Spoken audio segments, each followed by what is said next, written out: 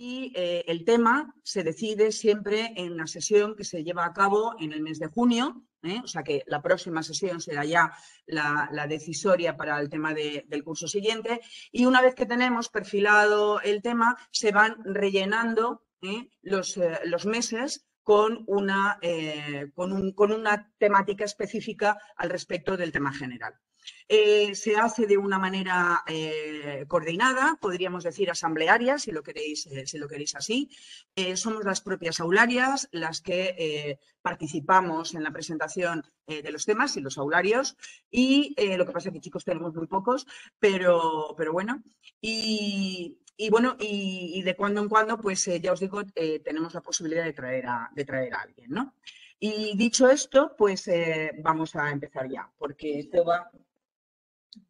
Es que, claro, hay tiempos tecnológicos que hay que respetar y es que Bien. nos escuchan, que no se apague el ordenador vale. y que vaya una presentación. O sea, Vale. eso ya estamos luchando.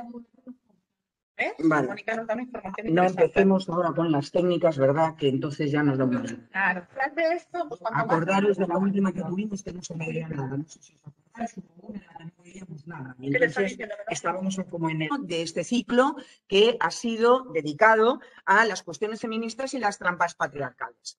El tema que traemos, el título genérico era la culpa. Lo que pasa es que Coba y yo le hemos puesto un subtítulo que nos gustaba mucho y es si no puedo bailar, no es mi revolución, o cómo deshacerse de la culpa, haciéndole un guiño a nuestra querida Emma Goldman, que es la que dijo esa frase, ¿vale?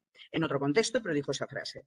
Bien, la culpa la vamos a analizar, en primer lugar, vamos a ver el concepto, qué quiere decir, qué carga lleva.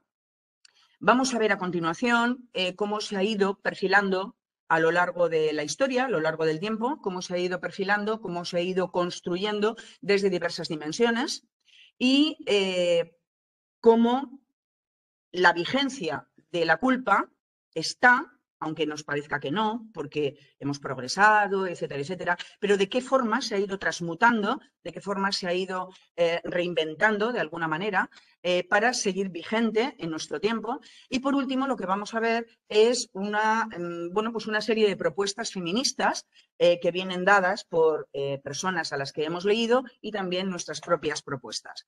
Entonces, esas serían las tres partes. La primera parte la voy a llevar a cabo yo, la segunda parte la va a realizar Coba y la tercera la vamos a hacer a la limón. Así que esa es la estructuración que tiene la sesión hoy.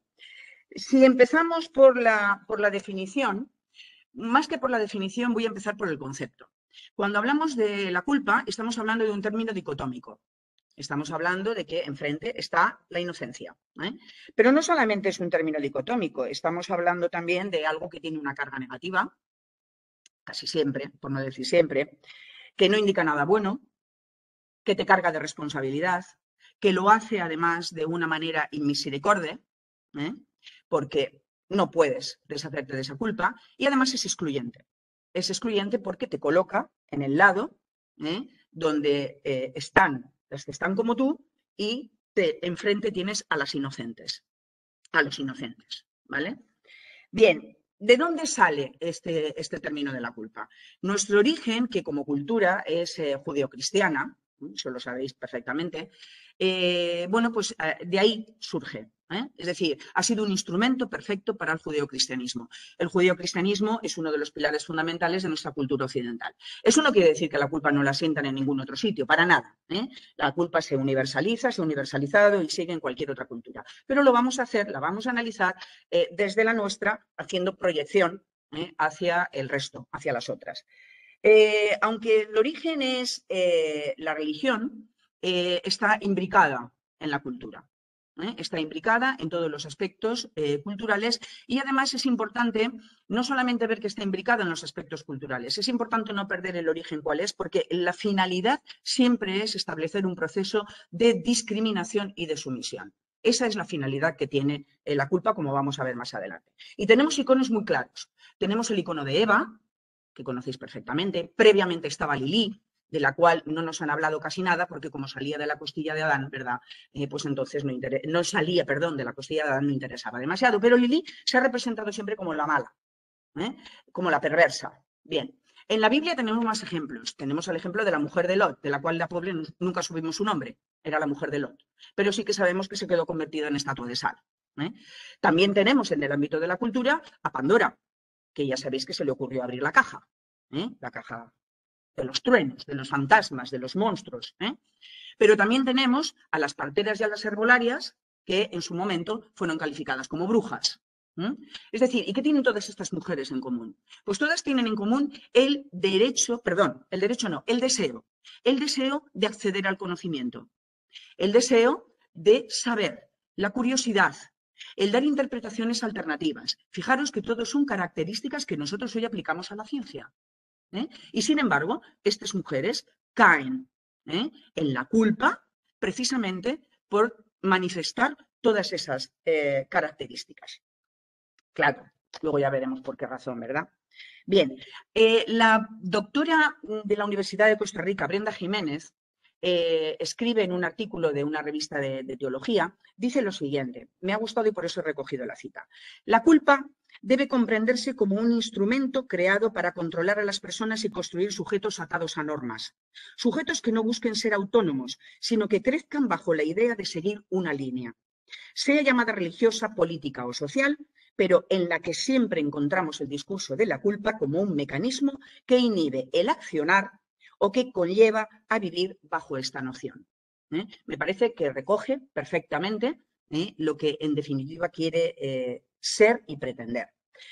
Claro, me podéis decir, sí, pero bueno, en la culpa estamos metidos todos y todas, ¿verdad? Es decir, la culpa no le afecta solamente a las mujeres, ¿cierto?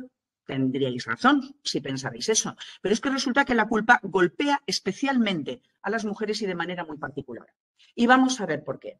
En primer lugar, lo que vamos a ver es que cuando hablamos de la culpa en sentido individual, nos referimos a la culpa de un sujeto concreto, lo que vemos es que el mecanismo que se pone en marcha a esa persona la encierra dentro de un proceso progresivo de inhibición, de autocensura, de anulación de capacidad crítica, etcétera, etcétera. Pero claro, el individuo concreto puede en un momento determinado salir de esa situación. Y lo puede hacer a través pues, de una ayuda psicológica, incluso de una ayuda religiosa, de un refuerzo social. Pero es que ese no es el caso de las mujeres. A las mujeres no nos ha pasado eso en la historia, ni nos pasa en general. Si nos referimos a un colectivo, la culpa aplicada a un colectivo, y por ejemplo yo estoy pensando en un colectivo como el judío, como el pueblo judío, o el pueblo rom, o en otro contexto el proletariado, cuando se carga la culpa sobre un colectivo, en un momento determinado es el propio colectivo el que busca los mecanismos para relativizar esa situación y para ver cómo se está diseñando esto, ¿no? Y si realmente su grupo, su colectivo, está realmente identificándose con esa culpa que le han echado encima. Es decir, también tiene mecanismos, pero este tampoco ha sido el caso de las mujeres. Lo que nos pasa en realidad a las mujeres es que a medida que las sociedades han ido desarrollando, han ido evolucionando, se han buscado las personas mecanismos psicológicos sobre todo para poder salir de la culpa. Los colectivos han tenido la posibilidad de contrastar en la realidad que aquello de lo que se les acusaba no es más que una mera interpretación y por tanto no define para nada lo que ellos son, etcétera, etcétera. Han ido desligándose de la culpa, han estado en vías de poder eliminar esa culpa. Pero es que las mujeres nunca hemos sido sujetos. Nunca sujetos agentes, siempre sujetos pacientes. Y por tanto, inaccesible la capacidad, en principio, de poder salir por ti misma de esa situación. Pero es que las mujeres tampoco hemos sido colectivos, no hemos funcionado como colectivos. Y por consiguiente, tampoco hemos podido hacer ese trabajo. Ese concepto de clase que nos dice nuestra querida Sheila Jeffries, en este caso, tampoco nos ha servido, no hemos podido hacerlo. ¿Hasta cuándo? Hasta que llegó el feminismo. El feminismo entonces sí que les dijo a las mujeres, ojo, no solamente estáis ahí solas, sino que formamos un grupo, formamos un conjunto que está padeciendo las mismas cosas con las mismas características. Entonces es cuando empezamos a tener la posibilidad de ir desligándonos de esa culpa. Pero eso no es gracias a la dimensión histórica en la que nos hemos visto envueltas. En definitiva, lo que aquí sucede creo que viene muy bien definido con una pequeña frasecita que le he cogido a Rita Segato de la obra de La guerra contra las mujeres. Y dice así: la historia de los hombres es audible. La historia de las mujeres ha sido censurada, cancelada y perdida en la transición del mundo aldea a la colonia modernidad. Por tanto, Rita Segato está diciendo, esto no se ha acabado. O sea, aquí, ¿vale? Bien. ¿Cómo vamos a analizarla? La vamos a analizar desde dos perspectivas. En primer lugar, la culpa interna. ¿Qué mecanismo utiliza la culpa interna? Y sobre todo lo vamos a hacer, es decir, cómo se trabaja esta cuestión de la autocensura, etcétera, etcétera. Y lo vamos a hacer a través de la dimensión religiosa, porque es la primera, y de la dimensión psicológica que vino a continuación. Y luego vamos a analizar la culpa externa. Yo he querido llamar a esto la culpa externa porque son todas las otras culpas que, tomando como punto de partida ya el trabajito que les había realizado la religión y la psicología, pues ellas ya tenían el terreno abonado. Y son, pues, la dimensión sociopolítica, la dimensión filosófica, la dimensión económica, la dimensión jurídica, por supuesto, y por supuesto la artística también, el mundo del arte, que tampoco nos escapamos. Bien, si nos referimos a la culpa interna, es la primera por la que voy a empezar, cuando alguien le dice, eres culpable, ¿no? O alguien te dice, eres culpable, ¿qué es lo que te están diciendo en realidad? Lo que te están diciendo es que no estás haciendo lo que debes. Por eso eres culpable. Pues bien, nos vamos a quedar con esta frase guía. No hacer lo que se debe. Bien, y si vamos a la dimensión religiosa, ¿a qué responde este no hacer lo que se debe? Vamos a verlo. Bourdieu, y empiezo por la religiosa también, porque Pierre Bourdieu, el sociólogo, decía que el control de la reproducción de la culpa y del mantenimiento del mecanismo inconsciente lo teníamos que buscar en tres estructuras. Lo teníamos que buscar en la familia, en la escuela y en la iglesia. Yo me he quedado con la iglesia porque es la dimensión religiosa la que me interesa analizar. Bien. ¿Qué le pasa al discurso religioso? Pues que tiene un origen divino. Y un origen divino incuestionable. Esta es una primera premisa que yo creo que ha funcionado como un axioma. Ya sabéis que los axiomas son siempre verdaderos. Vale. En segundo lugar, el discurso religioso es disciplinador, porque ejerce el castigo de manera automática. El discurso religioso ofrece un modelo de sexo binario con unos estereotipos asignados. Y por tanto, al tener esto un origen divino, es igualmente incuestionable. ¿Vale? Según este modelo, las mujeres somos originariamente culpables. Ya lo teníamos con Eva, ¿no? Por tanto, digamos que la culpa casi que nos viene de serie. Bien. ¿Por qué? Porque no hacíamos lo que debíamos. ¿Y qué era lo que debíamos hacer? Pues en primer lugar, obedecer el mandato del padre. Es decir, nada de acercarte al árbol de la ciencia del bien y del mal. Le dejas ahí quietecito. Claro, Eva no lo dejó quietecito y entonces expulsión, culpable. Hay que obedecer, lo que se debe hacer, hay que obedecer y someterse a los varones, porque ellos, a diferencia de nosotras, no son culpables de serie. A ellos les ha venido, la culpa les viene de otra manera. La nuestra está en nuestra naturaleza.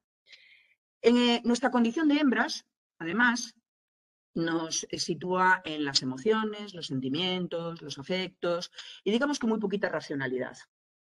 Por tanto, si hay muy poquita racionalidad, pues todas las cuestiones referidas al acceso al conocimiento nos deben ser secundarias. Por tanto, eso es lo que debemos hacer también. Mantenernos ahí, en la cosa del afecto, el sentimiento, etcétera, etcétera. Poca razón por si acaso. Bien. Nuestra sexualidad, por supuesto, al servicio de los varones. Una sexualidad que está dirigida a la reproducción y a otorgar el placer a los varones. Y todo lo que no sea esto será considerado pecaminoso. Estoy hablando de lo que debemos hacer según la dimensión religiosa. Bien, por supuesto la maternidad, pero nuestra maternidad no nos va a tener como protagonistas, No nos pensemos que eso de que el hecho de que podamos ser madre nos hace protagonistas del hecho, de la película, no, para nada. Somos vasijas. Eso ya lo decía Aristóteles. Ahora lo dicen también los de la maternidad subrogada. Vamos, los vientres de alquiler. Es decir, somos vasijas también. Como veis, la cosa de los siglos a veces no funciona en sentido progresivo. Bueno, ¿Y eso qué significa? Eso significa que no podemos cuestionarnos ser madres a voluntad, ¿vale? Eso significa que no podemos dejar de serlo y eso significa que no podemos retirarnos de ello. Es decir, no podemos decir no me gustan mis hijos y no los quiero, porque eso es una aberración, ¿vale? De todas formas, en estos momentos, como se le digáis eso a alguien, las manos a la cabeza se las pone, ¿eh? Bien. La pregunta que nos hacemos ahora es, ¿cómo consigue la Iglesia este control? ¿Vale? Ya sabemos qué es lo que debemos hacer. Pero ¿cómo consigue este control? Es decir, ¿cómo consigue que lo sigamos haciendo? En primer lugar, porque hay un mecanismo psicológico fundamental que ellos conocen hace mucho tiempo, mucho antes de que la psicología surgiera como una ciencia, que es inducirnos la culpa. Hay que inducir la culpa para que tengas un cargo de conciencia.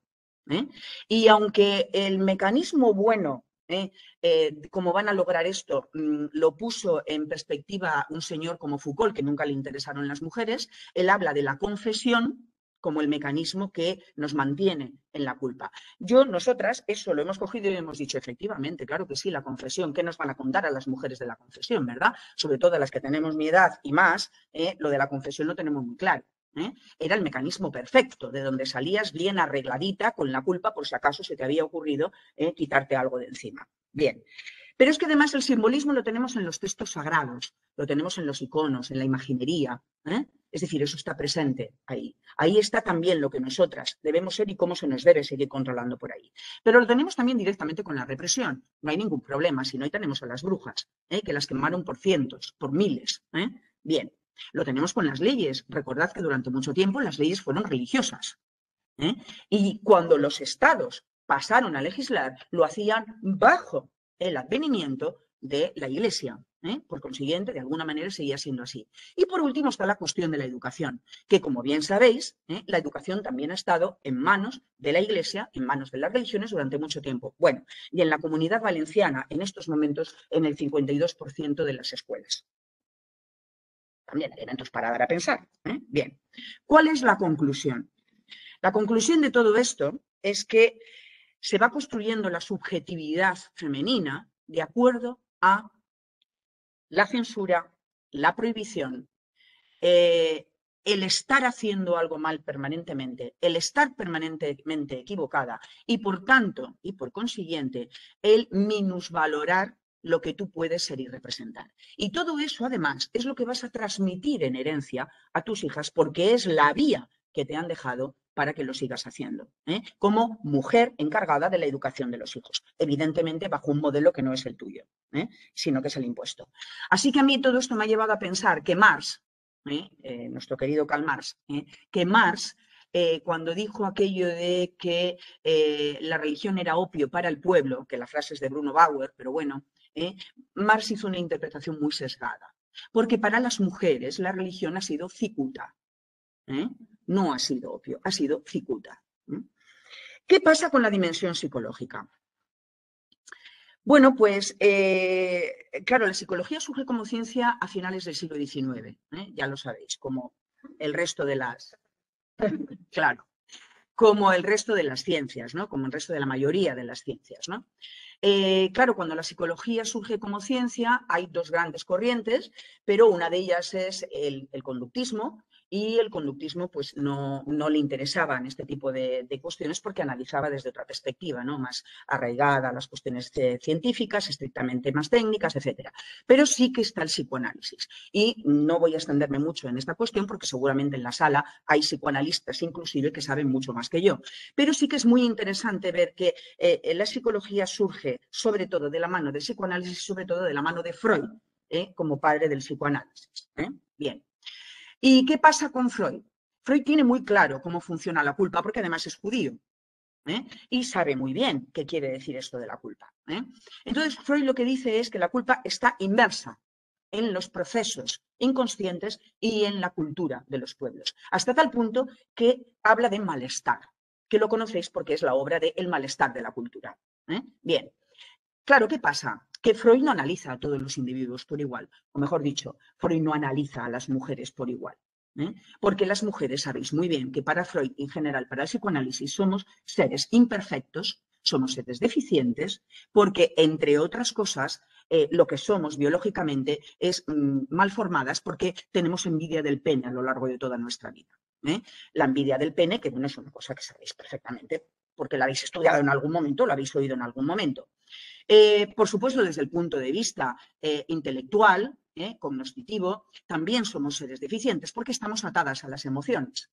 Y por consiguiente, pues ya sabéis, ¿no? Todo lo que proviene de las emociones, bueno, excepto ahora en estos momentos que sabéis que los deseos ya funcionan de otra manera, ¿no? De eso ya os habéis enterado, ¿no? Que los deseos priman, ¿no? Vale. Ojalá nos hubiera cogido a nosotras otra época, ¿verdad? Lo hubiéramos tenido fenomenal. Vale. Entonces, ¿qué sucede con esto?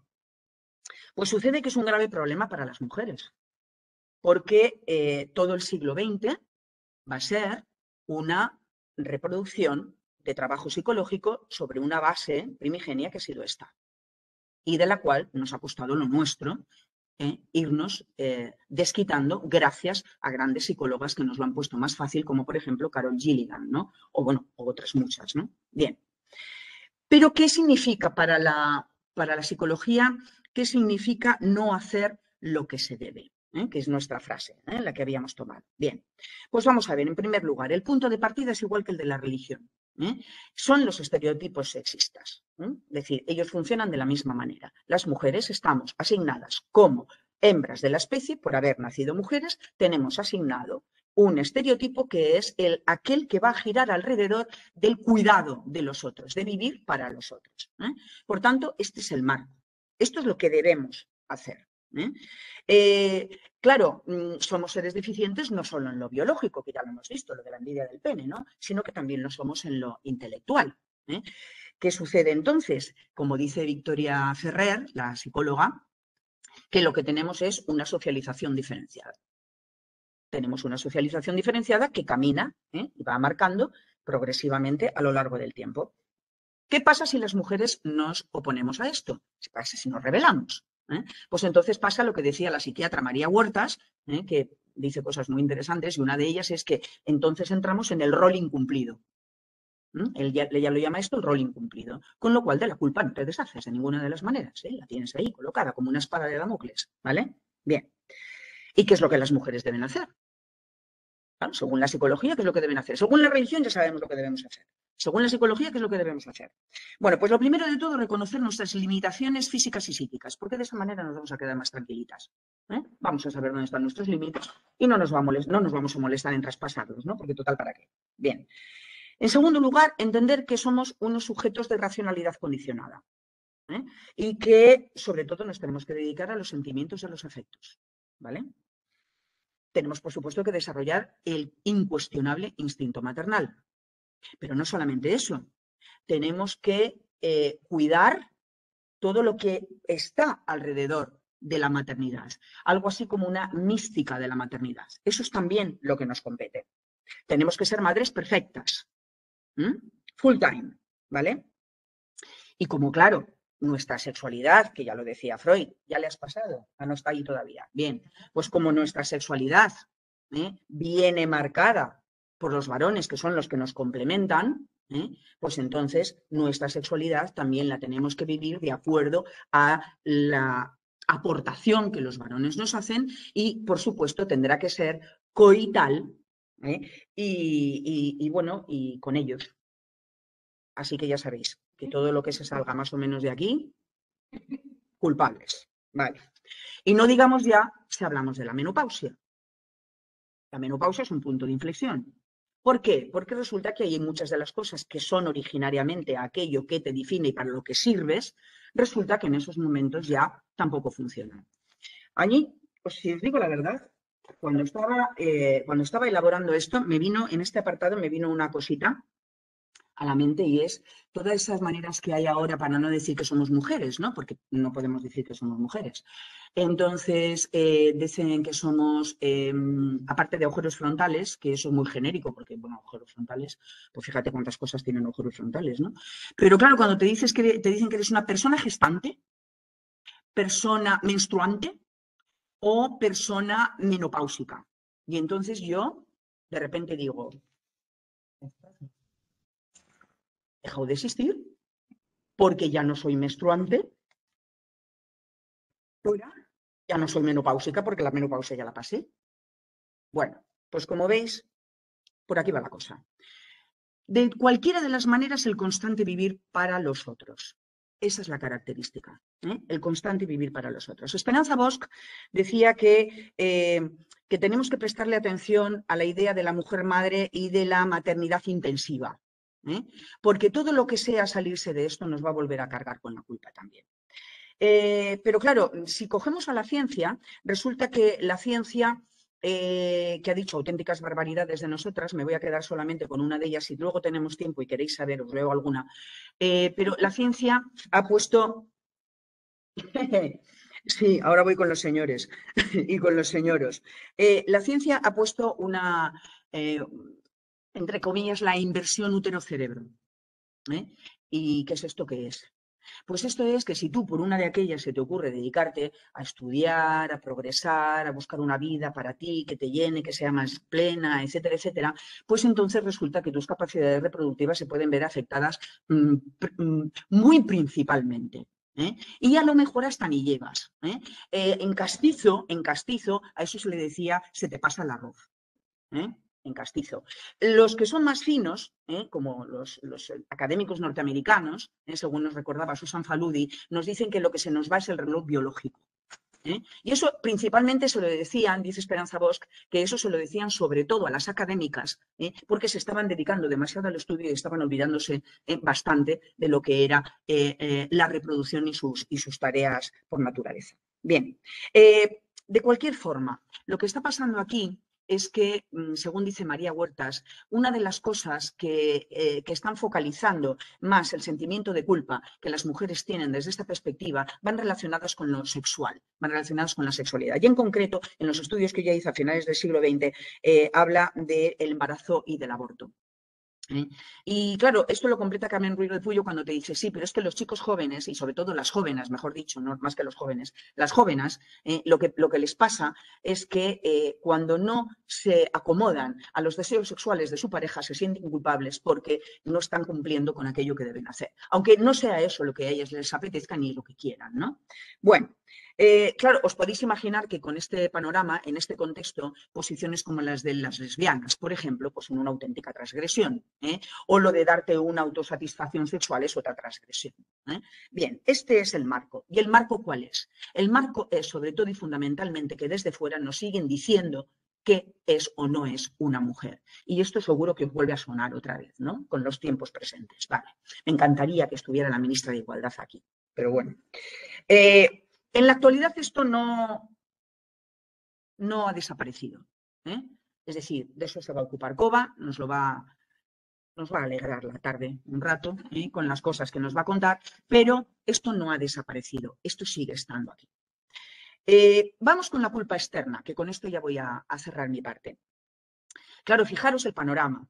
Entre la religión y entre la psicología le han dejado el terreno absolutamente abonado a la sociopolítica, no digamos la filosofía, yo soy de formación filosófica, por eso lo digo, la filosofía, las leyes, etcétera, etcétera. Bien, no lo he querido tratar por separado porque todo va imbricado, porque estos señores que tenéis aquí detrás son los que nos han dejado muy claro, y fijaros quiénes son, os voy a recorrer un poquito.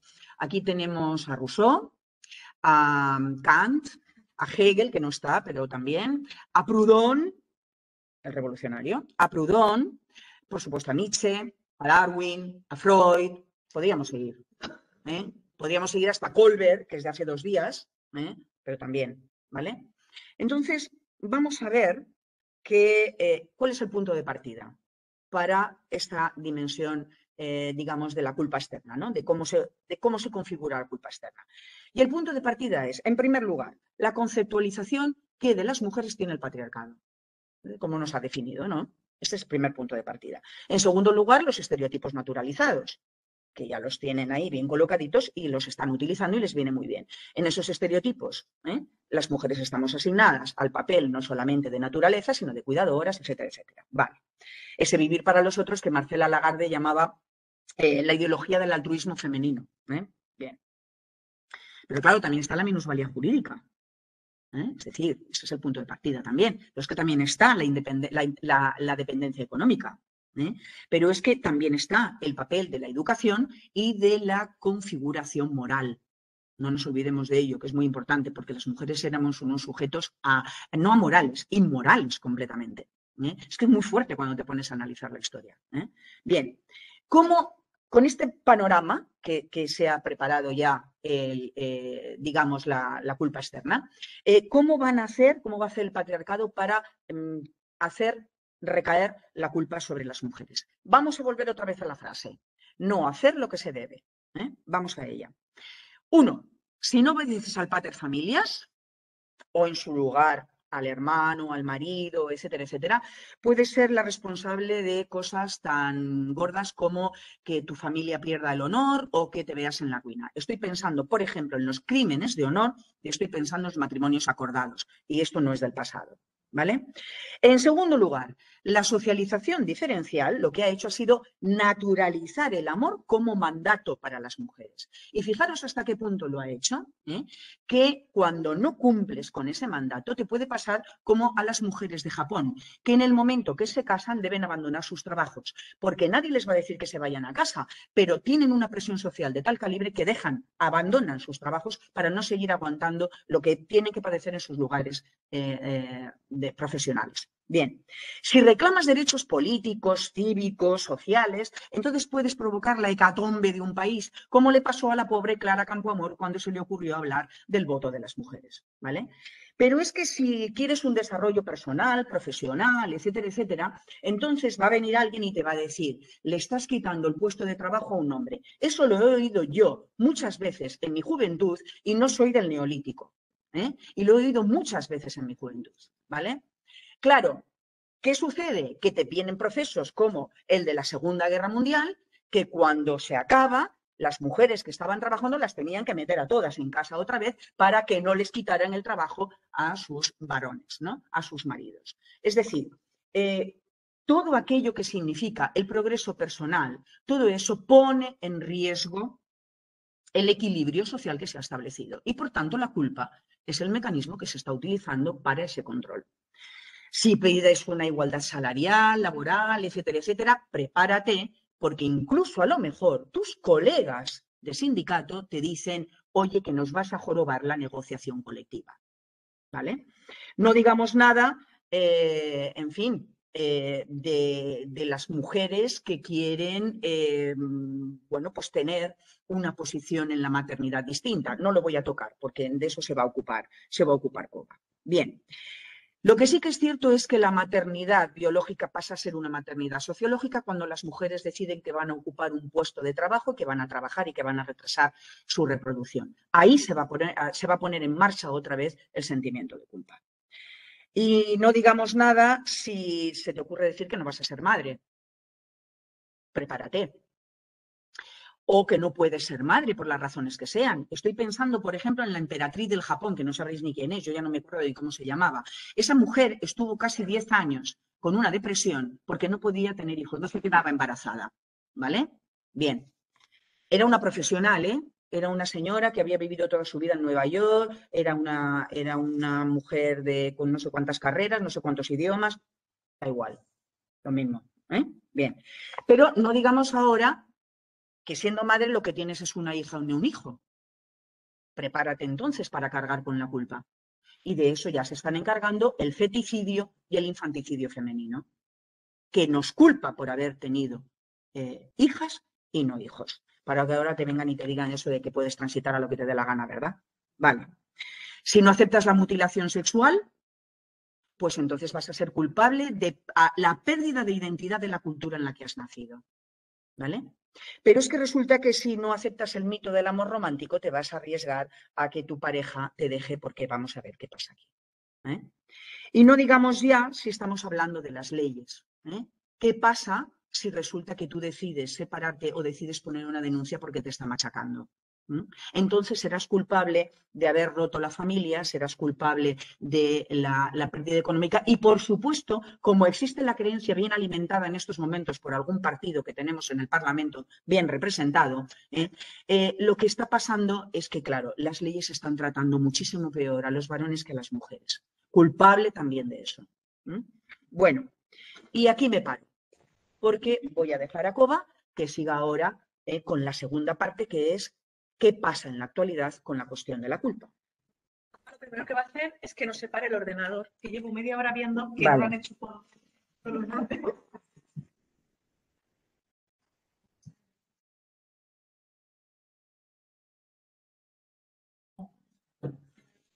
Pues no lo sé.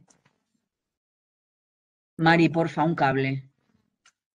Sí, No veo nada. Estamos intentando gestionar que no os vayáis. A ver. Ya está. ¿Ya está? ¿Ya está? Todos. Vale. Ya estamos todas. Hala. Es que está Ponte, feo, guapa. se apague de golpe. Pues sí. Y llevaba un rato viendo, no quería interrumpirte. Cualquiera te interrumpe. Pero va a dar tiempo, porque has terminado 5 minutos antes de lo que habías cuadrado. Pues Te lo digo aprovechalo. porque quieres leerlo. No, aprovechalo.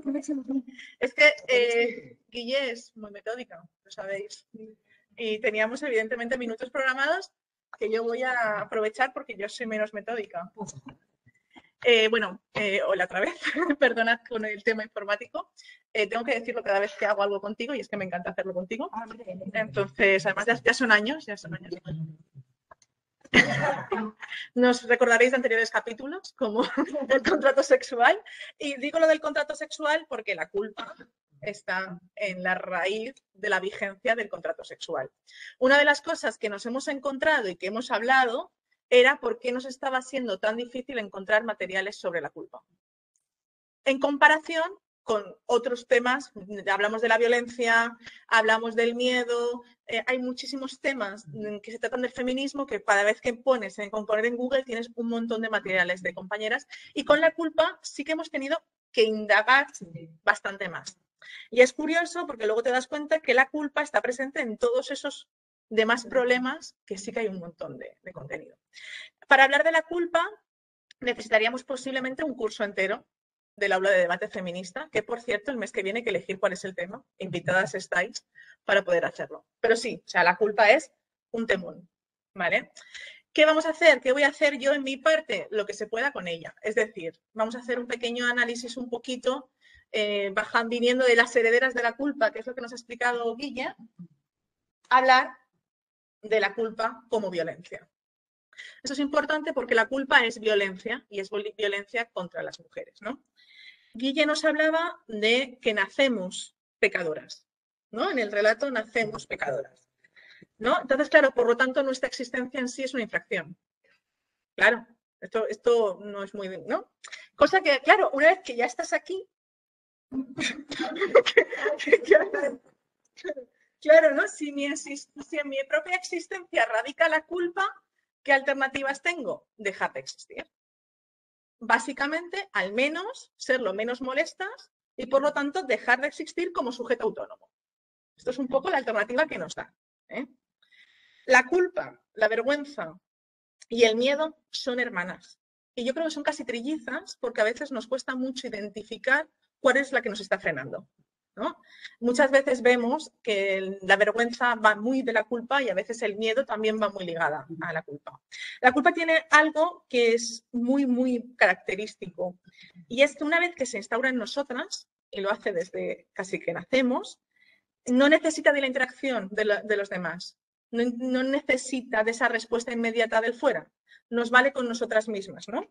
Es como que no hace falta ni que te vean, ni que te expongan, sencillamente crece y se expande.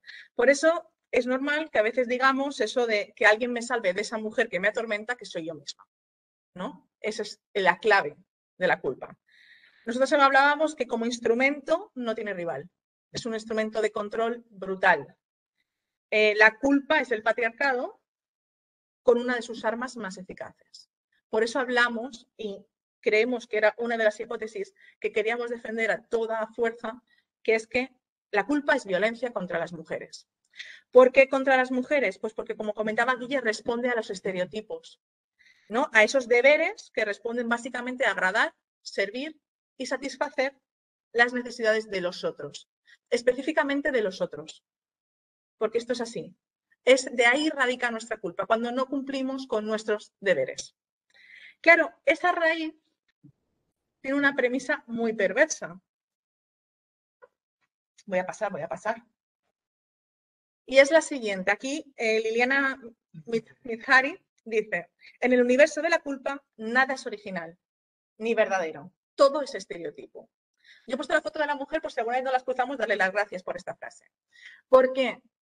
Porque yo cuando la leí ibas a decir, ¿cómo? Pues tampoco... A mí me dije, ostras, es verdad, no es real. La culpa responde a algo que no es real. Y es algo doloroso para sentir, ¿no? Porque es importante, somos culpables en un relato que no es cierto. Un relato que es el del patriarcado, que como sabemos todas las que estamos en esta sala, ha hablado de un relato que es la mayor falacia de la historia. Todo lo que nos estaba contando Guille de cómo nos han construido no tiene una sola verdad. Y sin embargo, la culpa responde, ¿no? Todos esos no puedo, no debo, no tengo capacidad, es que en este momento, es que mi familia, es que mi pareja responden en gran medida al relato que nos han contado, básicamente para que estemos quietas. ¿Vale? La culpa se ha construido sobre unos deberes que no nos corresponden. Entonces podemos decir, hermanas, estamos aguantando mochilas que no son nuestras. Que nos han dicho que son nuestras, pero que nunca han sido nuestras. Para mí era muy doloroso comprender que toda la culpa que he sentido a lo largo de mi vida, la mayoría de ella, como mujer, eran por motivos que no eran reales. Y es importante defenderlo, porque me estás culpando por algo que no es verdad. No, tu premisa es falsa. Y a partir de ahí, si quieres, hablamos. Hablando de ello, ¿no? Hablábamos también ajenas a esta verdad, porque muchas veces no, yo de pronto dije, ostras, esta señora lo que está diciendo tiene mucha coherencia. Ajenas a esta realidad, vamos tirando, ¿no? Y ese es el triunfo de quien nos quieren someter. Porque seguimos tirando, nos juzgamos, nos culpamos, nos despreciamos a nosotras mismas. Sentirnos culpables a menudo conlleva sentir que no tenemos derecho a ser amadas. Incluso que hay motivos para ser maltratadas. ¿Qué ganan con ello? ¿Qué ganan con ese sometimiento? Pues ganan una madre, una esposa y un amante. Eso es lo que ganan. Ganan, básicamente, anular un sujeto que fuera de ese relato falaz no está en su servicio. Y consiguen que ese sujeto esté a su servicio. En ese estereotipo, que es el que estábamos hablando, el de la madre, amante y esposa, que es la clave para comprender de dónde nace la culpa, hemos querido analizar 3 culpas que creemos que nos atravesaban, ¿no? O que son muy palpables empíricamente, no las vemos, pero están. Y ahí están la culpa del cuerpo, la culpa del sexo y la culpa del poder. ¿Da para 3 cursos? Posiblemente, ¿vale? Va a ser un repasito, intentamos lo más amable, ameno, que a veces no es fácil con este tema, pero vamos a ello. Hemos empezado con la culpa del cuerpo. Diréis que la presentación le hemos puesto cariño, ¿eh? La culpa del cuerpo. Vale, la culpa por ser mujer, es decir, por nacer mujer, es decir, por nuestro cuerpo de mujer, atraviesa la historia de la humanidad y la vida de cada mujer. ¿Por qué? Porque desde muy pequeños sentimos el total rechazo hacia nuestro cuerpo. Tal cual. Por nuestra propia realidad biológica, que como decimos, una vez que estamos aquí con ella, no sé qué alternativas tenemos, ¿no? Por la menstruación, la sangre, los flujos, el parto, la leche materna, los pelos, el olor, ¿no? Todo aquello que nos hace humanas. Es decir, toda nuestra realidad. O sea, algo que es inherente a nosotras. O sea, no se puede hacer nada. Y que, sin embargo, nos dicen desde muy pequeñas que debe ser escondido, que debe ser ocultado, que debe ser camuflado, que debe de disimularse, ¿no? Si nos damos cuenta, tanto es así, y aquí hemos tenido en algún curso, me acuerdo de la compañera de medicina, nuestros cuerpos no salen en los libros de medicina. No salen ni mucho menos como deberían salir. Claro, si no salen, si no estudian nuestro cuerpo, quiere decir que no están dispuestos siquiera a sanarlo, ni a preocuparse por él, ¿no? Por lo tanto, el cuerpo nuestro cuerpo es simplemente el otro cuerpo, el que no es el de los hombres, el cuerpo a menudo considerado careciente, de pene, que diría Freud, o enfermo. Porque hay muchas realidades de nuestro cuerpo, véase el embarazo o la menstruación, que se han considerado durante toda la historia enfermedades. Claro, ¿qué pasa? Esta presentación, esto ahora lo explico. Que nos privan desde muy pequeñas al conocimiento de nuestro propio cuerpo. Y esto es horroroso, pero es real. Porque si no salimos en los libros de medicina, imaginad cuánto salimos en los libros de primaria, de secundaria, de la ESO. ¿no? Claro, supongo que al tratarse del cuerpo del delito, pues nos culpan incluso como osemos descubrirlo, ¿no? Y esto lo hemos hablado muchas veces Guille y yo, porque nosotras, y yo especialmente, llevo muchos talleres con gente joven y hablamos mucho de los cuerpos y de la sexualidad. Tengo la suerte de que esto además es súper reciente, la suerte de poder palparlo y tener el dato, la infelicidad absoluta de ver que pasan los años y no cambia, ¿no? Y es un grupo entre 15 y 17 años, ¿vale? Porque era entre cuarto y primero de bachiller. Ninguna chica, ninguna, y tuvimos 4 talleres con grupos de 20, 25, ninguna chica sabía la diferencia entre vagina y vulva. Ninguna. De hecho, lo que estáis viendo aquí en la pantalla es cómo ellas dibujan la vulva. En los mejores casos, yo he visto donuts, he visto cosas muy, muy, muy crudas dibujadas, ¿no? Porque además, la que sí que sabe siente vergüenza. Entonces, ni siquiera se atreve a levantarse y decir, chica, por Dios, ¿qué es esto? La culpa, ¿vale? ¿No? Esto es súper importante, porque ¿cuántos penes vemos? Yo muchas veces digo, es que es casi inevitable ver penes. O sea, los dibujan por todos lados. Yo he visto penes en el mismo grupo de edad dibujados por chicos que yo siempre lo digo, lo llevo a una impresora 3D y me lo imprimen, porque es perfecto, o sea, parece real. Sin embargo, las vulvas siguen siendo esto. La culpa del cuerpo ha conllevado que las mujeres no nos atrevamos ni a conocernos, ¿no? Otro de los ejemplos, aquí hay varios, pero vamos a empezar con uno, la regla, la menstruación, la sangre, ¿no? En el caso de la regla, lo de pasar el tampón en clase como si estuvieses pasando cocaína, lo de tía, mírame, no vaya a ser que me haya manchado, esto sigue totalmente vigente. Eso hablas con ellas y lo viven así, culpables de menstruar. Y hay que disimular, no vaya a ser que se descubra que es verdad que las mujeres menstruamos, ¿no? Y hay yo me acuerdo de, no sé si os acordáis, de un anuncio que dice a qué huelen las nubes. Ausonia nos regalaba el a qué huelen las nubes. Claro, entiendo lo de a qué huelen las nubes para responder a nada, que es como debe oler tu vagina. Ese es el mensaje.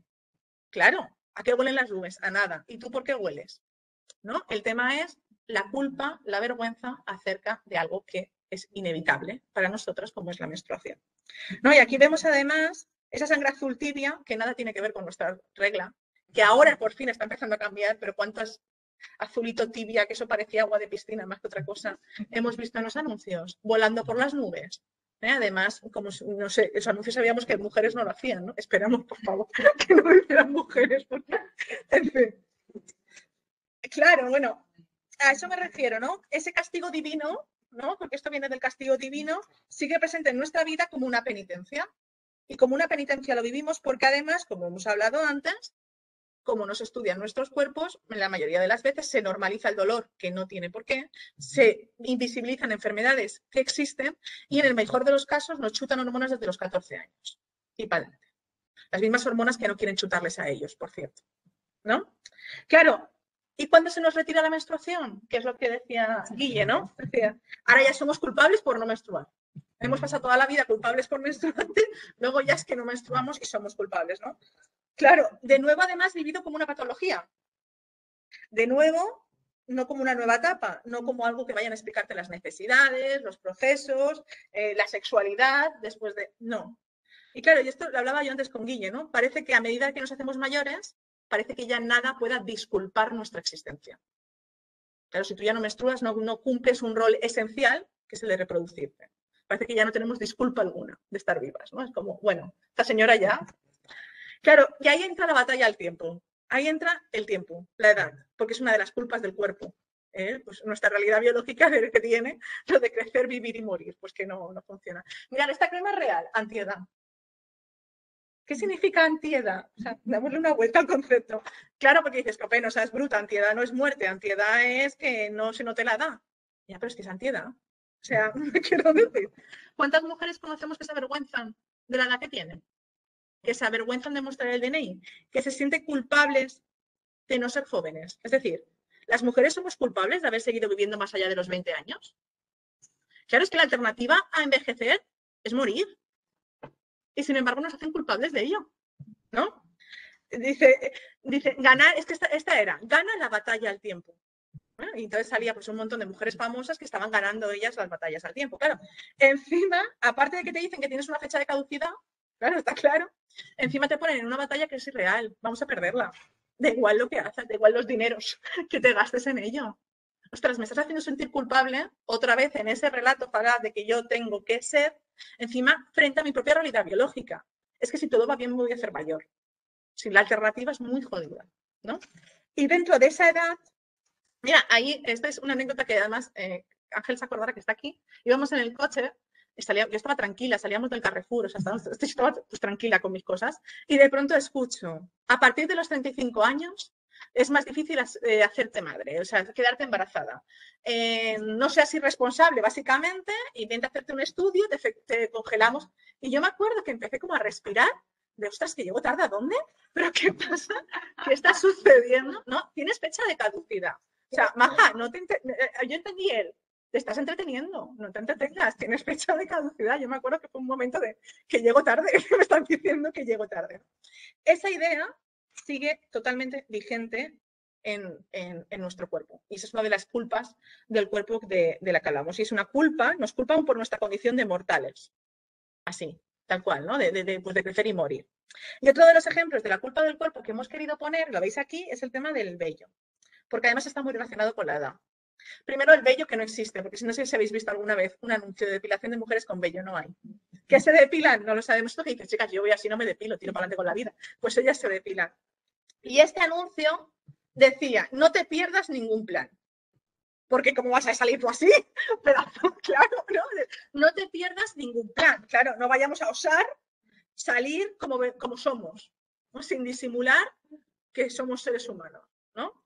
Claro, eso es muy complicado, porque a ver, si yo os hago una pregunta, ¿quiénes aún no les ha crecido el pelo? ¿Quiénes no tienen pelo? ¿Quiénes no tienen pelo en el pubis? ¿Quiénes? Las niñas. Ahí está relacionado otra vez con nuestra culpa de crecer.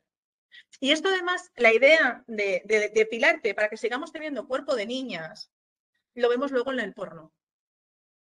Vemos cómo se sigue sexualizando, pornificando a las niñas, ¿no? Y si para ello tenemos que ponernos cera hirviendo por todo nuestro cuerpo y arrancarnos los pelos, pues se hace. Y si no, es culpa tuya. Entre otras cosas que te pueden decir, pues que eres una guarra. ¿No? Porque ellos lo relacionan así, ¿no? Se nos sigue culpando por nuestra realidad biológica, ¿no? Se nos sigue pidiendo que cumplamos el rol objeto-deseo. Y ahí pasamos porque, creo que hay otra aquí, espera. Esta es. No, ya no sé si lo veis, dice, sobre todo para gente que ¿te has fijado en que lleva el sobaco sin depilar? ¿No? La idea, la culpa del cuerpo como la culpa de nuestra realidad biológica. Claro, esto es importante, ¿no? Porque la culpa sobre las mujeres se manifiesta a través de prohibiciones dirigidas a los deseos más instintivos, más primitivos. Se nos culpa por la curiosidad, por el saber, se nos culpa por el comer. Hay un monólogo de Bache que yo recomiendo que habla que la partícula subatómica nace en un cumpleaños cuando empieza yo la mitad de la mitad del trozo de tarta, yo la mitad de lo que le pongas a ella, yo la mitad, así nació la partícula subatómica, ¿no? La culpa del comer. Parece que si además vamos con un chico a comer, y parece que tenemos que comer menos que él, ¿no? O sea, la culpa de comer, algo primitivo, algo instintivo. Las mujeres nos alimentamos también, por lo que sea. Y la culpa del deseo sexual, que también es inherente a nuestra realidad biológica, ¿no? Y aquí, además, uno de los espacios donde sigue muy vigente la culpa del cuerpo es en las redes sociales. ¿Vale? En las redes sociales da igual el logro que cometas, ¿no? Miramos a esta chica, que te van a reducir al cuerpo, ¿no? Y mirad, este es un tuit de hace, creo que no hace mucho. Beatriz Rico se hizo famosa sobre todo, una actriz española, y se hizo famosa sobre todo en UPA Dance, porque era la profesora de baile moderno. Imaginad, pues era profesora de baile moderno, ¿vale? Y el tuit de aquí abajo dice, David Jiménez Solera, pues sí, yo qué sé, dice, ¿qué has hecho con tu cuerpo? ¿Qué has hecho con tu cuerpo? Claro, ella dice, comentario a unas fotos mías de hace 25 años. Me han dado ganas de contestarle, ¿y tú qué has hecho con la H y con tu pelo? Que ya no hay. Dice luego, no sabéis lo que significa, dice, no sabéis lo que significa ser juzgada, denostada, escrutada físicamente y públicamente cada día. Me parece un abuso emocional. Le está diciendo, ella sube una foto suya de hace 25 años, que sería más o menos el inicio de Upadance, eso Mónica lo sabe, que ahora está de fan de ello. Pero le está diciendo que has hecho con tu cuerpo. 25 años. O sea, ¿cómo que he hecho? Pues he seguido. No morí. Un beso. ¿No? O sea, pero es que es así y eso pasa y sigue en las redes. ¿Por qué? Volvemos, objeto, deseo sexual. Y ahí nos lleva, que no puedo detenerme muy bien, ¿no? Al menos, tú sabes, a la culpa del sexo. Que no voy nada bien de tiempo. La culpa del sexo, entendida como nuestra relación con la sexualidad, que no existe, no es buena. Las mujeres, la relación con la sexualidad no termina de ser nuestra relación, ¿vale? Y eso es importante. A las mujeres hay dos contextos en los que se nos esculpa, o yo diría simplemente se nos permite ser seres sexuales. Uno es el que responde a la reproducción, que es nuestro mandato mayor como mujeres, y otro es si cumplimos la función de objeto pornificado. Es decir, si reproducimos la fantasía pornificada de los hombres. Esos son los dos únicos conceptos donde se nos permite, donde se nos reconoce como seres sexuales, ¿no?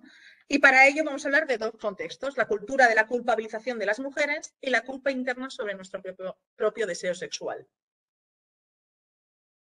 Dice, como no creéis en los pecados, los convertiremos en delitos. Esa es una buena premisa porque el rol de la feminidad está en el mito bíblico, como ha dicho Guille, y está en el corazón de la ley del Estado. Aún sigue ahí, ¿no? Y lo hemos hablado en muchísimas ocasiones en el aula, ¿no? De cómo sigue vigente esta idea. En la redacción de las legislaciones y en cómo nuestra sociedad cumple esas leyes. De hecho, por ahí viene toda esta oleada, ¿no? de la sexualidad que no es sexual, o sea, todo el proceso que hemos llevado desde el feminismo a denunciar la justicia patriarcal. Porque entendemos que no hay ningún tipo de división en muchísimas ocasiones del relato bíblico en el que culpabilizan a las mujeres con lo que estamos viendo en las sentencias de los jueces, ¿no? Total, que al final nos acogemos a una sexualidad que no es sexualidad, luego lo hablaremos, y que nunca ha recogido nuestras realidades, nuestra biología, nuestros placeres, nuestras apetencias, nuestras formas, nuestros gustos. No, la sexualidad de la humanidad ha crecido ajena a la mitad de la población. No se nos ha tenido en cuenta. De hecho, se nos culpa por tener deseo. De hecho, da vergüenza cuando reconoces que tienes deseo sexual, ¿no? Y eso es otra característica propia de la especie. Es decir, que ya estoy aquí, ya tengo esta característica, ¿no? Se nos ha culpabilizado hasta el punto de que ahí ha sido la exageración que ha hecho que reaccionáramos con la justicia patriarcal. Por así decirlo, relacionada con la culpa del sexo, es la más visible. Cuando hemos visto sentencias, cuando hemos visto todo lo que iba saliendo, cuando hemos visto anuncios como, ¿veis este? La menor violada del grupo pensaba San Juan con unas amigas y se emborrachó. Y se emborrachó, ¿no? Claro, el otro día, esto es muy importante, el otro día un streamer que se llama el Chocas, que yo creo que con eso ya podría decir todo, pero vamos a seguir, hablaba de las técnicas para ligar de él y sus colegas que se basaba en esperar que las mujeres que no te desean vayan lo suficiente borrachas como para consentir la relación sexual. Claro, cuando llevamos a cabo la denuncia en redes, de hecho yo creo que ha sido de las más interactivas, muchos de los chavales y chavales, pero sobre todo chavales, nos escribían que no entendían dónde estaba nuestro escándalo, que no había dicho inconscientes, no había dicho coma etílico, no había dicho, no, había dicho simplemente borrachas. Claro, porque es que a ellos les da igual si les deseamos. No entra. Les basta en el mejor de los casos con que consintamos, porque es así. Así ya no son culpables. Así ya la culpa es nuestra que hemos consentido. La culpa es nuestra que hemos bebido. La culpa es nuestra que hemos salido. La culpa es nuestra que hemos vivido. Exactamente. ¿Vale? Eso es importante. Claro, aquí es muy visible cómo la culpabilidad se relaciona con nuestra sexualidad. Y luego, cómo la culpa es nuestra, como osemos seguir con vida después de la agresión sexual, ¿no? Esto es importante. El perdón solo se les concede a las santas, ¿no? Y aquí este tuit también me parece muy bueno. Dice, mucha gente no puede procesar que una víctima tenga vida social o sexual, que sea consumidora de drogas o de alcohol, que tenga amigas o no le guste estudiar, porque creen que solo la pureza merece ser salvada. Volvemos. Tú eres culpable. Aunque haya sido una violación de 7 tíos en un te hayan encerrado en el portal, eres culpable porque luego osaste seguir con tu vida. Claro, así, ¿no? Claro, ahí es importante porque incluso desde el ámbito psicológico lo están anunciando, o sea, y nos lo ponen como alerta las compañeras, es de que desde la culpa se imposibilita cualquier recuperación. Desde la culpa se imposibilita incluso salir del maltrato. Entonces, claro, si estamos culpabilizando a las mujeres que después de sufrir una agresión sexual han osado seguir con su vida, lo que estamos haciendo es eternizar la agresión. Ahora vamos a pasar un poco más así, ¿no? Tanto es así que nos sentimos culpables, porque la culpa viene desde fuera cuando nos dicen que es que íbamos borrachas, o que es que luego osamos, o que es que no estudiamos lo suficiente, o es que tenemos pareja o no teníamos, que la culpa se instala dentro. Y cuando hablamos de la culpa del sexo, queríamos hablar también de cuando nosotras mismas nos culpamos por tener placer. ¿No? Empecé a creer que yo tenía la culpa de todo. Esta viñeta me parecía importante. Pero mirar esta viñeta, vamos a pasar a otro tono, que no todo va a ser desde el espeluznamiento. Dice, cariño, tú no finges los orgasmos, ¿verdad? Y está la chica montándole una fiesta que a ver cómo te explico, cariño mío, que os estoy fingiendo, ¿no? Claro, a las mujeres nos cuesta identificar nuestro propio deseo porque nos han culpabilizado por tenerlo. Claro, así nos han quitado, ¿no? Directamente nos han dicho tantas veces que estaba mal identificarlo, que nos cuesta identificarlo, ¿no? Y eso hace que tengamos con nuestra propia sexualidad un conflicto constante. Mirad, Piedad Ruiz Castillo dice que las mujeres puedan amar sin el daño de esa carga milenaria de la culpa y la vergüenza, que puedan gozar de su sexualidad sin confundir el apego con el maltrato, es una emancipación pendiente. Mirad esta también es buena, ya veréis. Me siento mal cuando me masturbo, pero no te sientes, túmbate. Señora. Claro, pero esta es la realidad. Cuando estamos dando las clases con los chavales, los talleres, ellas se sienten culpables de no disfrutar. Culpa mía que no estoy disfrutando. Por si su pareja se siente mal o menos hombre porque no la está haciendo disfrutar. Culpables de no gritar lo suficiente o de gritar demasiado, de no gemir lo suficiente, de no hacer posturas o de no cumplir con el mandato de la pornografía. Porque así, si su pareja les deja, es que es su culpa, porque yo no he cumplido, ¿no? Y esto sigue absolutamente vigente, pero absolutamente con cualquiera que hables con ella, cualquiera. El caso es que según el relato de la culpa, claro, el sexo es un espacio más de conquista. Quizás uno de los mayores espacios de conquistas que tienen los hombres sobre las mujeres, ¿no? Los hombres ejercen su poder dentro de la relación sexual, que no sé si podríamos seguir llamando las relaciones sexuales, pero bueno, ese es otro melón que quizá el año que viene. Por eso nosotras nos sentimos que no hay espacio desde nuestra posición, no ya de imponer, sino de contar nuestras necesidades. Y eso es así. El otro día un chaval de 17 años me decía, pero es que a mí nunca me ha dicho que le gusta o no le gusta. Le dije, ¿alguna vez le has preguntado? Me dijo, no. Y puede ser que yo haya sentido que no podía decirlo. Y me dijo, joder, Coba, me estás rayando. ¿No? El poder ejercido dentro de la sexualidad. Y por eso hablamos, y ya voy a ir, es que me han dicho que no hablará rápido, bueno, de la culpa del poder. La culpa del poder es la culpa que nos atraviesa directamente, así, boom, ¿vale? Por fuera y por dentro. Porque directamente lo que hace es atacar a una coherencia, que es, quiero, puedo, lo hago. Sin embargo, con la culpa se convierte en quiero, no puedo, no lo hago. Nos disasocia de lo que somos, de lo que deseamos ser y de lo que pensamos que debemos ser. Y esto lo vemos claramente, pero claramente en la maternidad. Dice, bienvenida a la maternidad. A partir de ahora todo lo que hagas estará mal para alguien en algún sitio, ¿no? Claro, eso lo vemos cuando analizamos el rol de madre, ¿no? Cuidados, hogar, privado, no poder. Dice Cristina Fallarás, cuando dicen que algo está cambiando es porque nada ha cambiado. Y es así. Está cambiando porque esto no ha cambiado, ¿verdad? No, está cambiando, pero esto no ha cambiado. No, no ha cambiado. La culpa nos ata a las mujeres a los cuidados, pero bien atadas, pero por amor al arte. O sea, ¿no? Dejamos de sentirnos culpables por reclamar el espacio público, estamos empezando a dejar de sentirnos culpables por reclamar el espacio público, pero seguimos sintiéndonos extremadamente culpables de no ejercer nuestro rol en el ámbito privado, ¿no?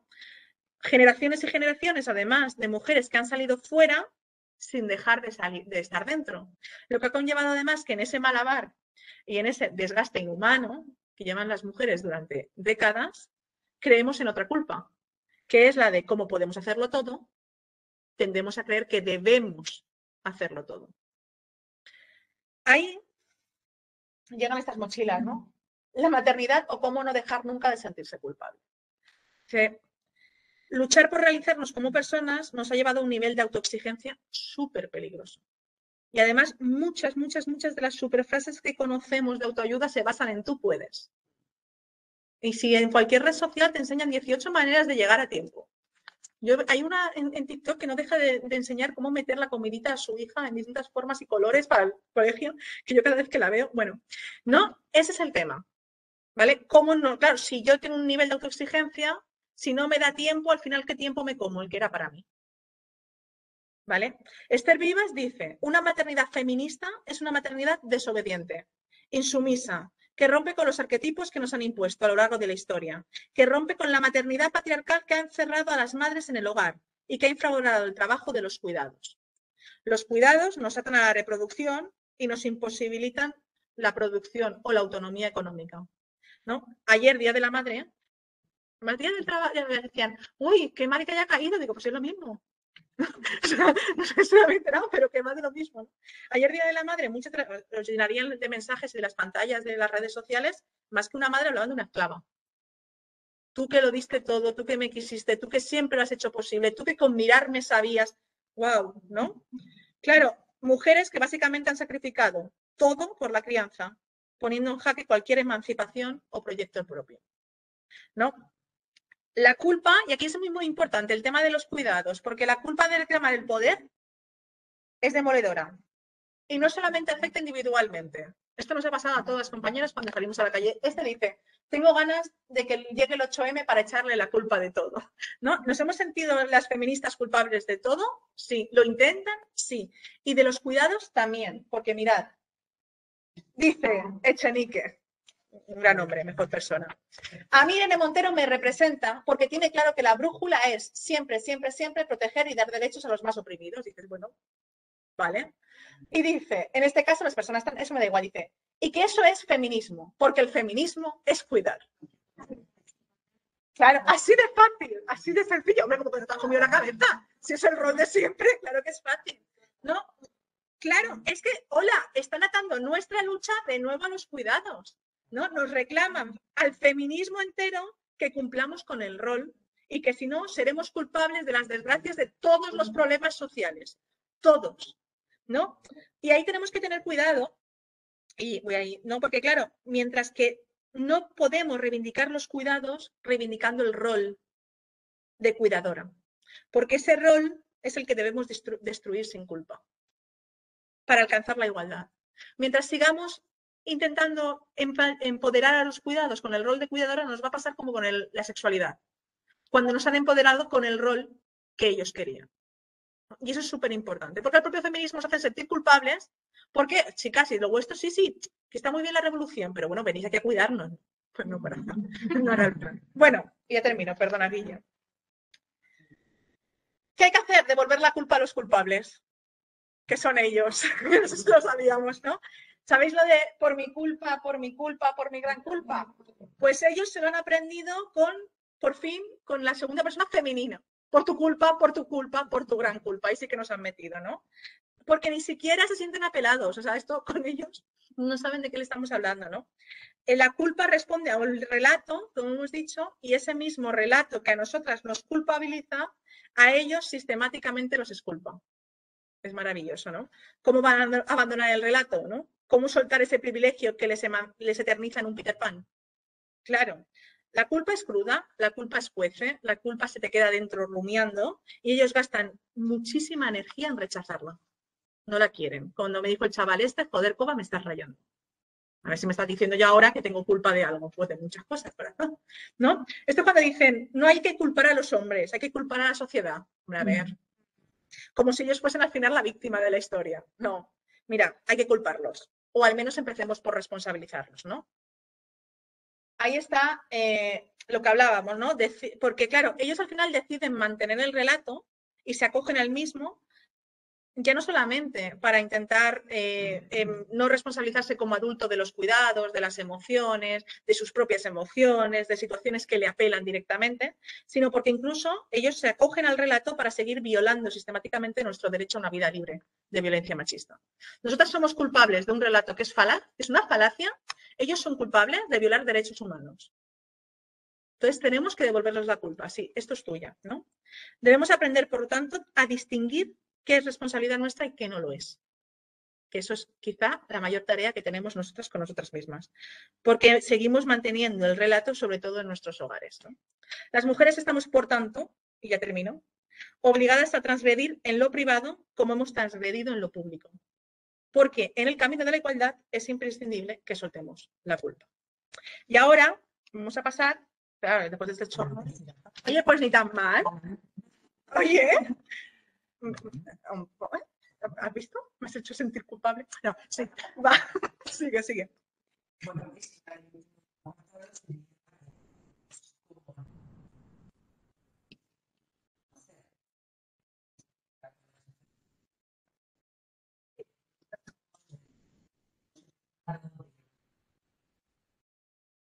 para esta comunicación, hemos seleccionado unas cuantas afirmaciones que nos han parecido las más interesantes, las más relevantes. Y luego nosotros hemos querido aportar también algunas de las que pensamos, desde nuestro punto de vista, que son importantes. Vamos a empezar en primer lugar por una nuestra, que es que una de las maneras en las cuales tú te puedes librar de la culpa es de entrada accediendo a la educación. Por tanto, la educación de las niñas, la educación de las mujeres es indispensable, porque aunque esa educación no sea una coeducación, porque ya sabemos que no la tenemos, ¿vale? El hecho de que tú puedas acceder al desarrollo de tus capacidades cognitivas, el hecho de que desarrolles destrezas metodológicas, etcétera, etcétera, te va a proporcionar un instrumento que lo vas a necesitar para en un momento determinado verte, poder verte. ¿Vale? Entonces, en primer lugar, la educación de las niñas. En segundo lugar, y voy a empezar por lo que había colocado al final, porque nos parece que es importante, alerta con las religiones. Supongo que, bueno, pues habrá personas religiosas, personas no religiosas, personas... Da igual. No estoy hablando de las religiones estrictamente, estoy hablando más bien de las iglesias que de las religiones. Y estoy hablando sobre todo, además, de las religiones, de las iglesias monoteístas, porque son las que tienen una estructura mucho más coercitiva. Otros tipos de sentimientos religiosos no funcionan igual. Las religiones las iglesias son enemigas de las mujeres. Es así de claro, es así de simple. No es simple, pero es muy claro. Son enemigas. Objeto de pecado, de entrada, como por tanto, sé que estas personas lo que sí que pueden hacer es no perder nunca la perspectiva de que las religiones hay que mirarlas de manera muy crítica. Yo aconsejo, en el caso de quienes son cristianos, por ejemplo, que lean a Margarita Pinto. Es una teóloga feminista. Margarita Pinto tiene muy claro dónde están las causas patriarcales y dónde está una violencia religiosa que se puede hacer desde una perspectiva feminista. ¿Vale? Por supuesto, otra de las cosas que pensamos es que las jóvenes específicamente, deben tomar conciencia de su sexualidad. Y eso lo tienen que hacer entre las jóvenes. Tienen que crear espacios propios. Es otra de las cosas que pensamos. Tienen que generar espacios propios. Ya sé que en estos momentos eso está siendo puesto en peligro. Está siendo puesto en peligro, no falta que digamos por quién y por qué. Pero está siendo puesto en peligro. Y son importantísimos los espacios propios. Porque las mujeres necesitamos crecer desde nuestra propia fortaleza. No podemos recibir interferencia constante cuando todavía no has tenido tiempo para llegar al final de un determinado proceso. No se puede ver interrumpido ese proceso. Por tanto, hay que generar espacios. Igual que hay que hacerlo intelectualmente. Igual que hay que crear espacios a través de asociaciones o de college, como lo han hecho en muchas universidades y en muchos otros sitios. Bueno, hay que fomentar aquellos proyectos que están llevados por mujeres y que están sirviendo para alimentar a las propias mujeres, para servir de cuidado a las propias mujeres y para generar además alternativas, modelos sociales diferenciados. Estoy pensando, por ejemplo, en los comedores sociales o estoy pensando en las guarderías de barrio, que son proyectos que se han puesto en marcha durante muchísimo tiempo. Ahora de una forma un poco más estructurada, pero desde hace muchísimo tiempo. Y desde luego, lo que afecta ya a la cuestión más personal. No debemos sentirnos culpables, y esto me gusta muchísimo de Ana de Miguel, no debemos sentirnos culpables por ser víctimas. Y además, dice Ana de Miguel, ¿cómo que tenemos que dejar de reivindicarnos como víctimas si lo somos? Si lo somos. Ahora resulta que no puedes decir que eres una víctima, porque te dicen, hombre, ya está bien de victimizaros las mujeres, no os victimicéis, pero vamos a ver, pero si somos víctimas. O sea, ¿cómo vamos a crear, dice Ana de Miguel, cómo vamos a crear cohesión si primero no te identificas como lo que eres? Eso en filosofía se le llama salir de la alienación. Y para salir de la alienación, o reconoces que estás jorobada o no sales. Por tanto, dice Ana Miguel, reivindiquemos, reconozcamos que somos víctimas y salgamos de ello. Pero luego dice Coral Herrera una cosa que me gusta mucho y que la he señalado para leerosla. Y dice ella, no quiero sufrir, no quiero estar mal, no quiero pelearme conmigo misma, no quiero estar en guerra conmigo misma. Nos toca leer mucho, hacer terapia, hacernos talleres de autoestima y autoamor para poder terminar esa guerra. Hablarlo mucho con las amigas, hacer grupos de debate, grupos de acompañamiento, pero sin duda lo más liberador que existe, porque es sin duda lo más liberador que existe, porque implica conocerse mejor, para quererse mejor, para vivir una vida en paz con una misma, para hacerse compañía con mucho amor del bueno, para disfrutar más de la vida. En definitiva, para vivir una vida buena, que es el objetivo fundamental de la moral. El objetivo fundamental de la ética es la vida buena. Y la vida buena para las mujeres pasa por soltar las culpas. Y esto nos lleva a lo último que quería leeros, y ya con esto sí que sacamos. Sí, queríamos cerrar porque queremos saber qué pensáis. Claro, porque es que si no... Ya hemos pensado nosotros. Mira, una de las cosas que habíamos pensado y que defendemos, ¿no? Que uno de los triunfos grandes del feminismo y de la genealogía feminista, y aquí Guille sabe mucho por el legado y bueno, ya nos contarás también en el aula del legado, porque es interesantísimo, ¿no? El mayor logro de la genealogía no es únicamente que nos reconozcamos en aquellas que fueron extraordinarias y reconocidas. El mayor logro es que por fin buscamos a estas otras mujeres, a las señaladas, a las rebeldes, a las brujas, a las malas, para apropiarnos de ellas. No para someternos al relato que las señalaron, no para ser destinatarias fatídicas de sus versiones, no para enterarnos, para advertirnos, sino para reconocernos en ellas, para revivirlas en nosotras y cambiar culpables por heroínas. Y ese es quizá el más poderoso. Aquí está, ¿no? Lo de somos las nietas de las brujas que no pudisteis tener. Y creo que ya está. Se acabó. ¿No? Pues vamos a dejar hablar.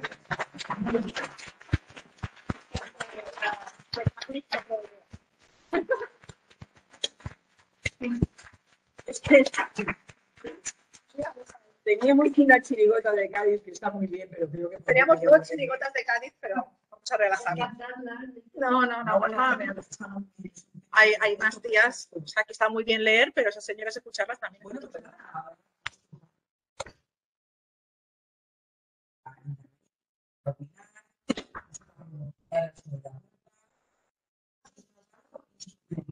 o ponemos la chirigota.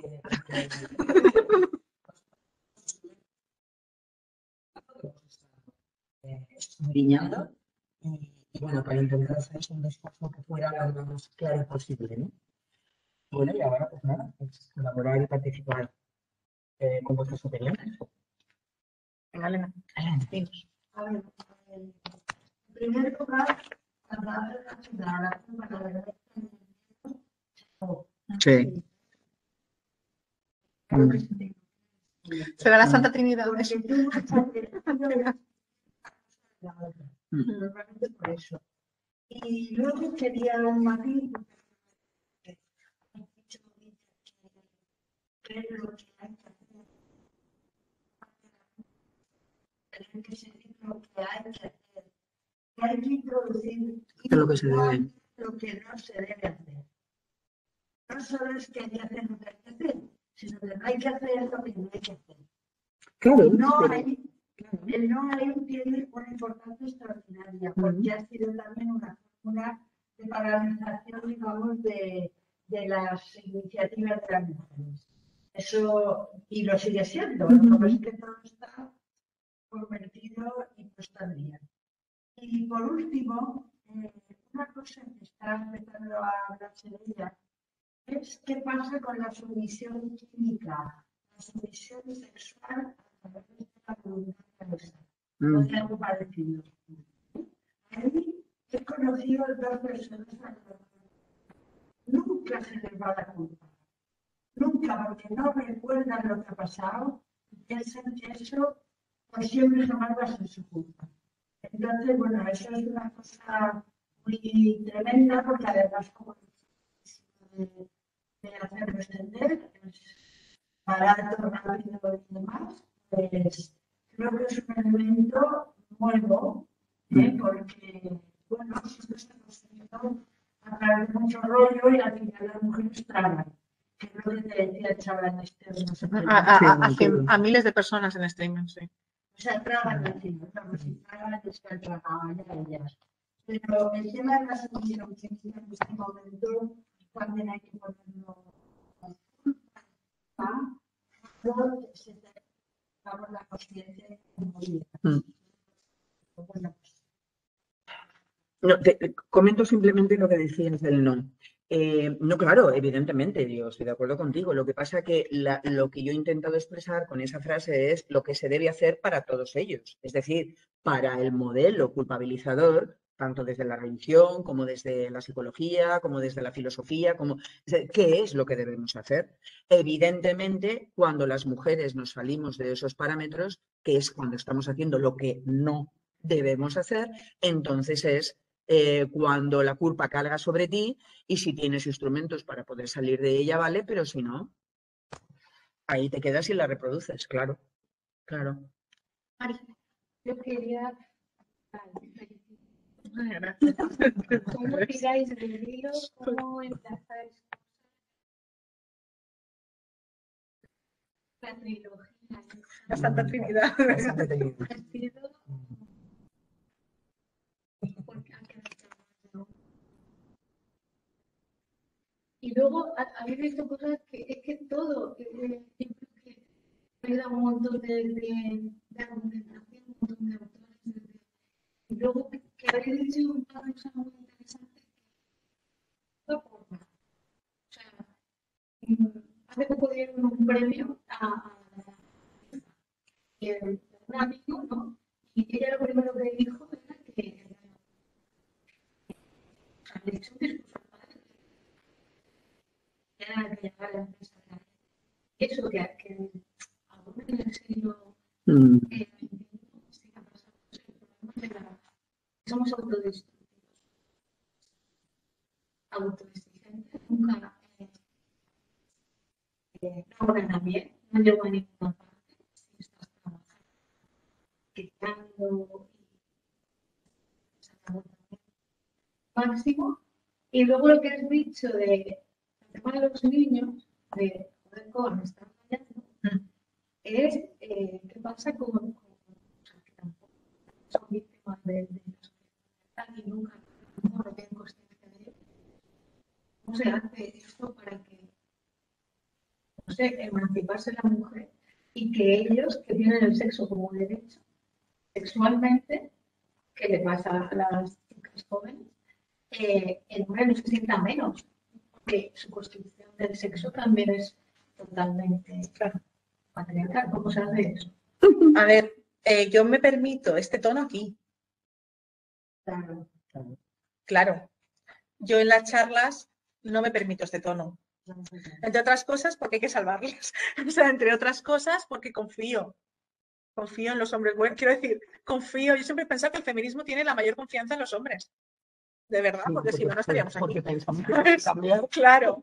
Entonces, cuando tú tienes a chavales de 15, 16, 17 años que llevan ya 8 años viendo porno, ellos es que no tienen otro relato, no tienen otro discurso, es que no saben de qué estás hablando. Una de las cosas que a mí más me impactó es cuando hablábamos de la comunicación y de preguntar qué quieres, que me decían, pero ¿cómo voy a preguntar eso? ¡Qué vergüenza! Y yo decía, que la estás penetrando. Vamos a ver. ¿Qué contexto de vergüenza? O sea, ¿cómo? Claro, es que tienen, pero es que no solamente ellos en la pornografía, es que nosotros con todo el relato romántico, cuando chico y chica se conocen, chico y chico se acuestan, tampoco sale ningún relato de explicar qué está pasando ahí. Suena una música melódica preciosa e intuitivamente hacen el amor. Quiero decir, no está la comunicación. Entonces, claro, a ellos además se les culpa el doble por expresar necesidades. Ellos además que tienen que saber, ellos que lo que básicamente es, bueno, yo tengo que meter y sacar, pim, pam, que esto es así como se hace.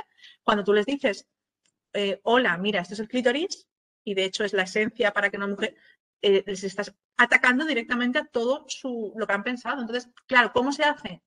Entendiendo toda la mierda que han consumido y hablando con ellos desde desde su realidad. Hay una serie que es Euforia y yo utilizo mucho una escena donde son una pareja, se quieren un montón, él la coge del cuello cuando van a tener su primera relación sexual, ella le dice, ¿qué haces? Y el otro le dice, pensaba que te gustaba, y dice ella, ¿por qué piensas que me gusta esto? Para la escena y los chavales te dicen, por el porno. Claro que lo piensan. Y dices, ¿puede ser que él no quiera cogerla del cuello, que no le ponga? Sí. ¿Puede ser que ha pensado que eso es lo que le gusta y lo hace sin preguntarle a ella? Sí. Así. Entendiendo que el tono aquí lo tienes. El tono aquí, porque además hace falta, ¿eh? El tono de majos, la caca es vuestra. ¿Qué estáis haciendo con ella? Hace falta. Pero claro, cuando vas con chavales jóvenes, es majo, ¿sabes? ¿Cómo te explico? Cuando me dice, ¿cómo me estás rayando? No quiero rayarte, te digo que no sé, que a lo mejor pasa esto, ya.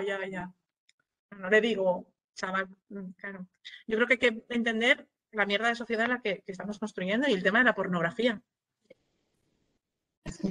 La cuestión está en que es complicada, es complicadísima, porque lo que tienes que hacer es deconstruir, es estar deconstruyendo.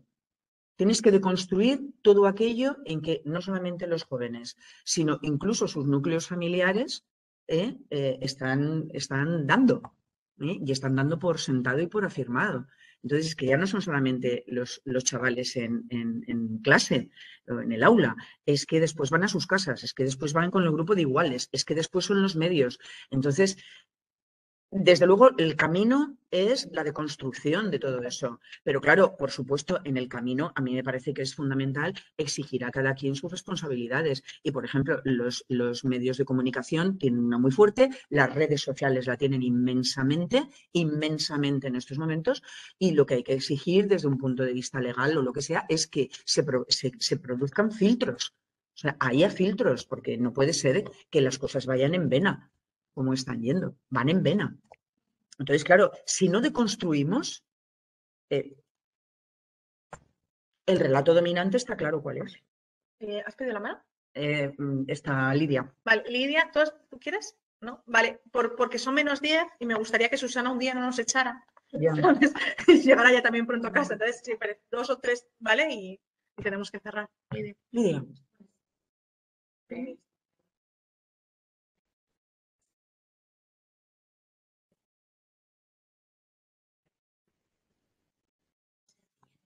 Claro.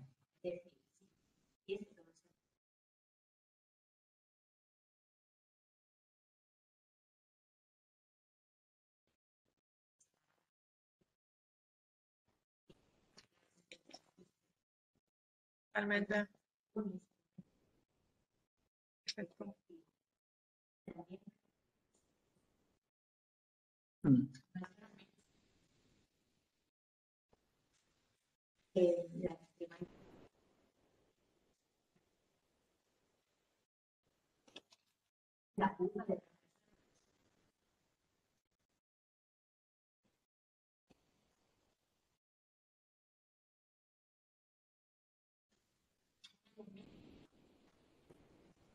Mm.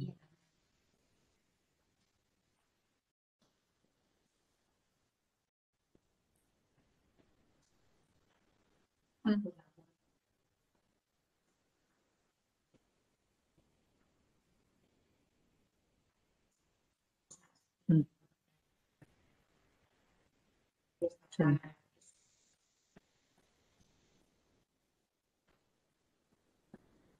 control.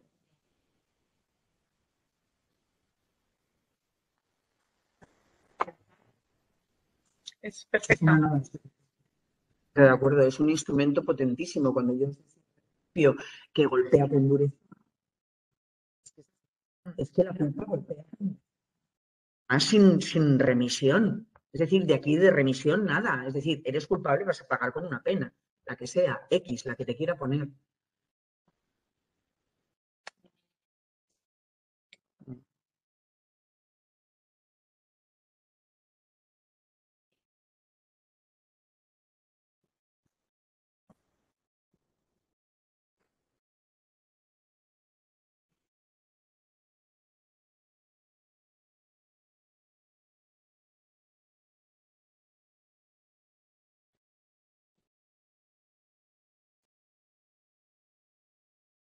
Y esto, elementos.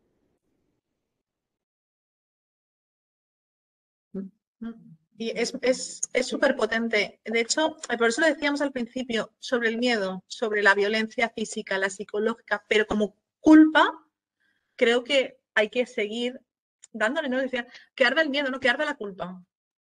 Que arda la culpa, porque del miedo a veces nos liberamos, pero de la culpa no lo estamos consiguiendo. Sí, porque el miedo en un momento determinado puede ser hasta salvífico para ti, ¿eh? Pero la culpa nunca lo es. Nunca lo es. O sea, las que hemos estudiado cuando éramos jovencitas en colegios religiosos, como es mi caso, ¿eh? Esto lo tenemos clarísimo. O sea, cómo se utilizaba, ¿eh?, el instrumento de la culpa. Y era de una eficacia asombrosa, ¿eh?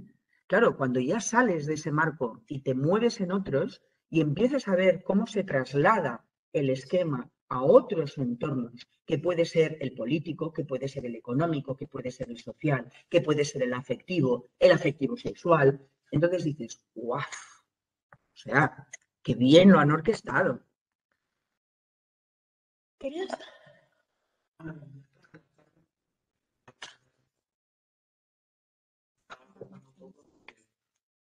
Analizando la culpa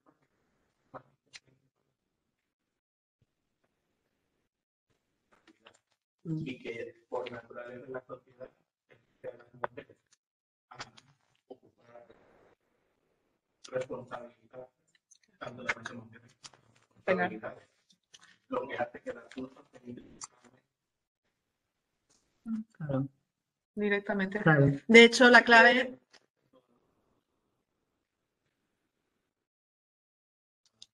Exacto.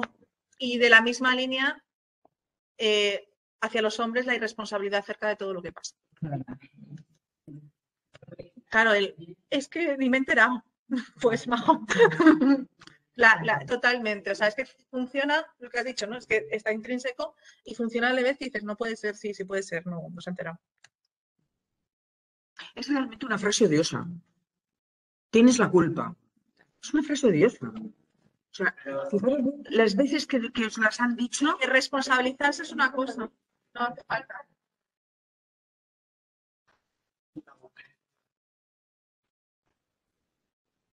por ejemplo, los hombres no asumen.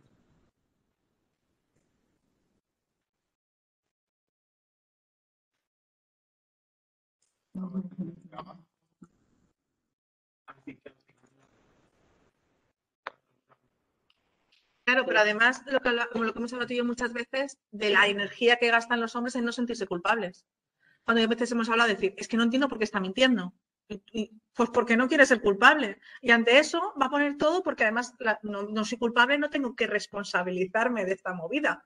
¿Sabes? Bueno, hasta luego. Es que es muy cómodo, es que yo también la elegiría. Entonces, ¿cómo van a abandonar ese relato? Es que a la fuerza, es que solamente van a abandonarlo a la fuerza. No hay otra. Y para eso es otra vez en lo privado. Nuestras relaciones. Claro. Claro. Es que desde pequeños Claro.